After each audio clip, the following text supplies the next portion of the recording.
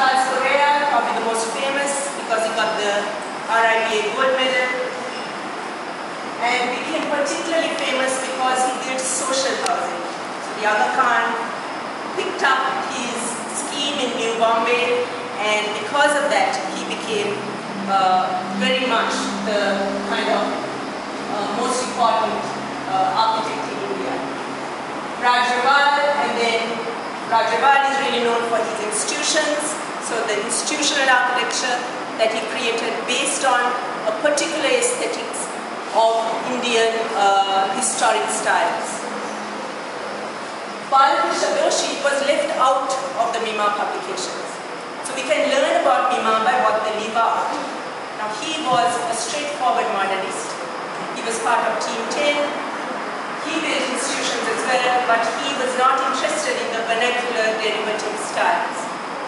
So he was left out of the discourse in the Mima monographs, but he wrote into the Mima publications. Let's look at them more closely. So Charles Correa is known particularly for his theories of urbanization. And in the New Landscape, he talked about the rapid urbanization of Indian cities, the creation of these informal settlements, the spread of the kind of sprawl of slums in Indian cities, and this became sort of this discourse that continued alongside his architecture. In that book he shows particular images which illustrate what it was all about, what this discourse was about. You can see he is arguing that certain kinds of spatial situations, both good and bad, occur in these congested Indian cities. Charles Correa had a dictum, form follows climate, which is borrowing from Le Corbusier's form follows function.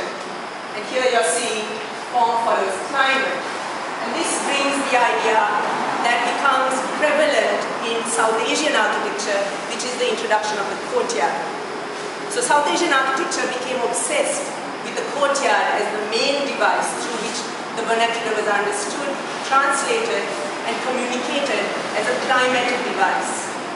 And this is a very important sort of discussion that then takes place. In his own house, Charles Correa has a courtyard right in the center, and the rooms are organized around it. You can see it's a naturally ventilated building. And you can also see that he uses in his it's derived from certain ideas found in Indian villages. So what they start doing is, in a sense, look for spatial cues in the vernacular architectures, not just the shape of the building or the aesthetics of it or the details or features of it, but the actual spatial organization that results from the vernacular. This example is of a studio environment modeled on a kund or a ghat, which is a stepped well, which you use for bathing, steps down to the water. And he then produces it as a space for reflection, as in for mental reflection. And the idea of translating something that is a gathering space for water and bathing into a thinking space, a kind of think tank, then becomes something that he repeats in many buildings.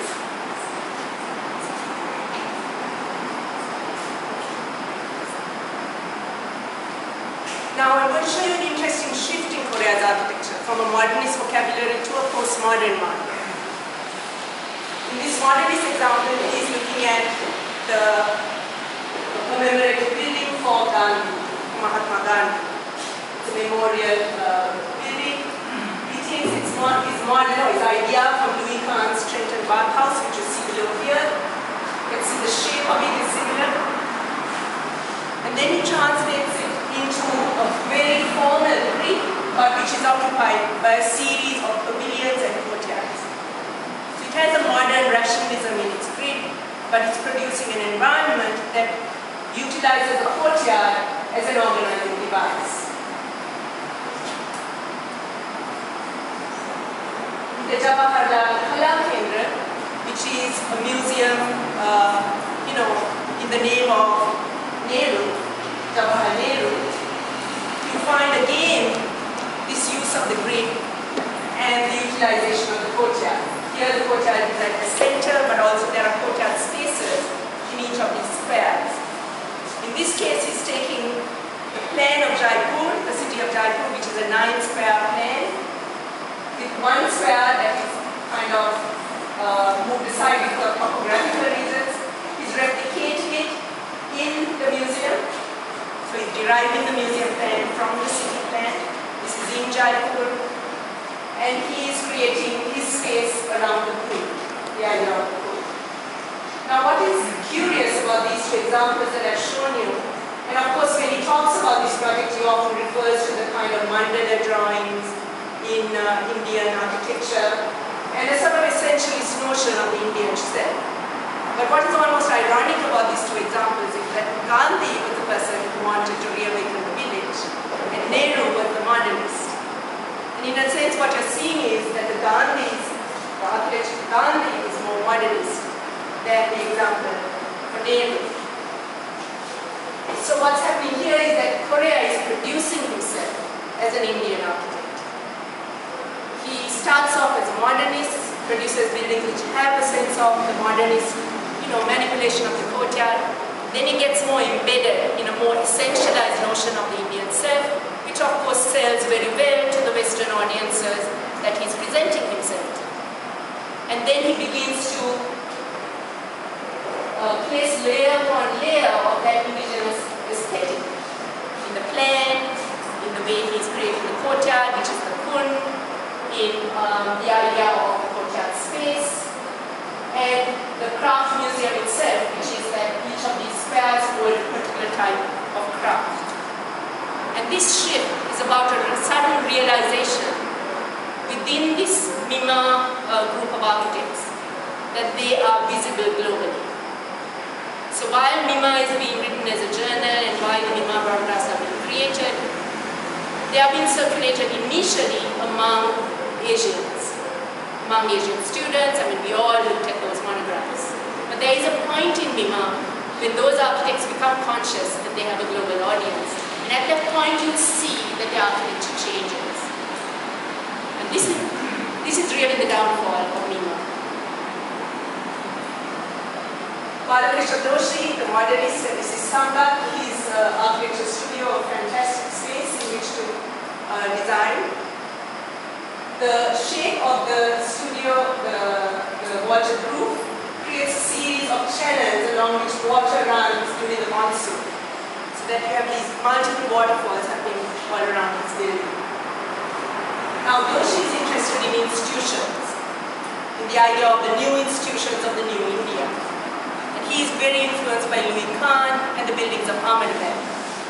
So you can begin to see that he has a sort of modernist aesthetic, but he begins also to combine it with ideas of spatial organization that are reminiscent of Indian cities or Indian towns. This particular example of the Aranya low-cost housing scheme takes its ideas of spatial organization from the cities of Jaisalmer and Jaipur and the old historic cities, reconfigures it in a modernist grid, and then presents it for a housing scheme. And you can see the dominant kind of courtyard, street spaces right in the center. So there are levels of synthesis in the architecture of these architects. Raj Rival, here you can see the Rival house and the use of sort of flowing spaces within this vocabulary. And you can see that there are a number of books that have been written on Raj Rival. He has been written about fairly, and he himself has also kind of participated in an interview that generates a book, and is involved in the creation of new institutions. And again, you have, for instance, in the Rival book, a photograph of Jaisalmer and the gateways, and then he argues that he takes those ideas into the creation of these institutions. So these are the ways then which the Indian architects are beginning to unravel the many historic sources that they are going to use in the architecture. So the question we raised was, is it modernist or is it postmodernist? How do you see this architecture? So in the rationalization and the grid that produces the buildings, we can see that modernist function is outlook. But in the sources and the expression and the special experiences, there is a definite engagement with culture. And culture is a postmodern word. So this is where we begin to see the two coming together in interesting ways. So let's look at Sri Lanka. Sri Lanka has three different kind of trends that occur in its adoption of the vernacular. On the top we have the sort of colonial architecture, the architecture of the colonial exhibitions, the architecture of the colonial bungalows. And what this particular kind of architecture leads to is, in my mind, the tropical Asian house, which is a particular kind of elite residence, an elite representation of an environment that is sometimes nostalgic for the colonial moment. So the tropical Asian houses that are often built for elites and expatriates in these Asian contexts, they sort of invoke certain colonial behaviors. You will find that they have complex domestic quarters. You will find that there are particular types of, verandas and courtyards that are integrated in ways that create particular colonial hierarchies within the space. So that's one particular stream. The second is nationalist.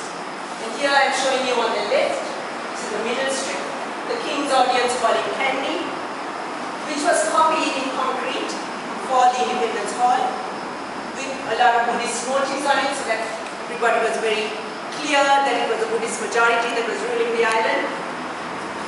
And then finally, Sri Lanka's parliament. So these are the political architectures.